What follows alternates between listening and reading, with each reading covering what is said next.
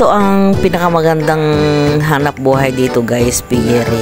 Pero kailangan ay maayos ang septic tank, yung lagayan ng dumi ng baboy para hindi po mangamoy. Ayan. At katulad po nito, malayo sa mga kapitbahay, kaya bagay na bagay ho para sa piggery.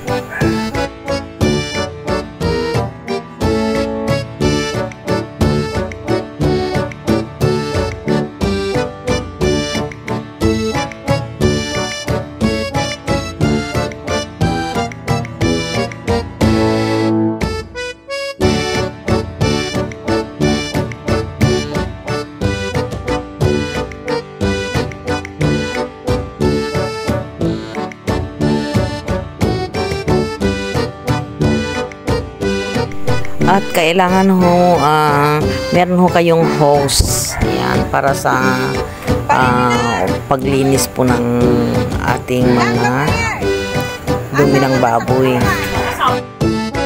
Magandang araw po sa inyong lahat. Narito na naman po ang inyong Inday na walang sawang bumabati po sa inyo at nagsishare ng mga panibagong video. Pero bago ang lahat guys, ay huwag po sana natin kalimutang mag-subscribe. Napakalusog po ng mga baboy guys. Kailangan ho pagka tayo ay bumibili po ng ating mga alaga guys, siguraduhin po natin na yung binibili po natin ay healthy po talaga. At kailangan ho ay na-check po ng ating veterinary kung yung mga baboy bang binibili natin ay wala pong sakit, para hindi naman po tayo malugi, di ba? Ayan na baboy mo.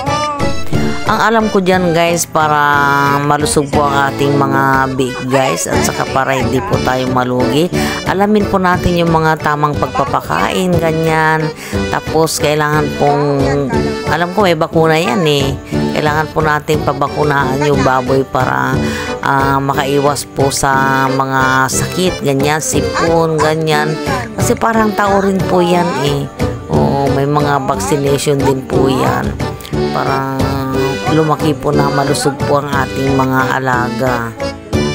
At higit sa lahat guys, ay kailangan lagi pong malinis ang kulungan ng baboy guys. At pati na rin po yung mga baboy. Ayan, binabras po yung mga yan eh. Ganyan po ang ginagawa ng nanay ko nung araw nung mga bata pa po kami. Kasi ho, pagka hindi ho tayo marunong maglinis ng ating piggery, ay dadalawin po tayo ng mga langaw, hindi lang po langaw, bangaw pa. Ito pa guys, tip ko po sa inyo, kasi ito nakita ko po sa isang piggery po ng isang kaibigan ko. Alam po ba ninyo guys na yung piggery po niya ay nilalagyan pa niya ng electric fan. Naka-electric fan pa nga po yung mga baboy, kasi pagka ganyang tag-init, kawawa din po ang mga baboy. Hanggang dito na lamang po, at sana po ay marami na naman po kayo natutunan sa mga tips ko. At kung nagustuhan po ninyo, pa-like and share naman po. Bye guys! Thanks for watching!